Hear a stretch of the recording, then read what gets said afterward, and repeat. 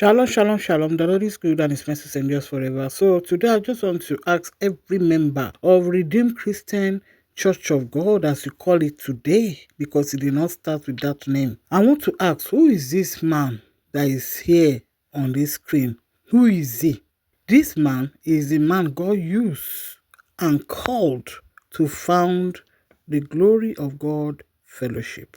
So, how did such a powerful name and description of God's congregation who knew holiness better than us, how did they now come down to church? There's a reason for that. Perhaps God allows the renaming of what He has started to a lesser degree for this generation who refuse to honor Him as holy. Church just means your body flesh under Roman Pope enemies of God. In summary.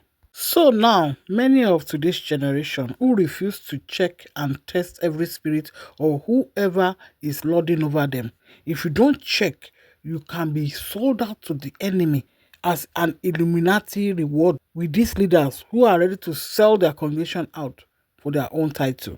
You will be sold out like that, and you may not know that you are heading the Proverbs 14:12 way. In summary, Adeboye was called not by God, but by this man, Josiah Olufemi. That's even another personal confirmation of what the Lord has told me about the Adeboyes around my life. It's either they are under a Francis or under a Femi. For this man to be called Olufemi and handed over to an interpreter that can interpret from Yoruba to English, called Adeboye. Your so-called Papa Adeboye here was just another person who walked into Glory of God Fellowship, now called Rccg, in line with Roman Catholic Church of Small G God Lucifer.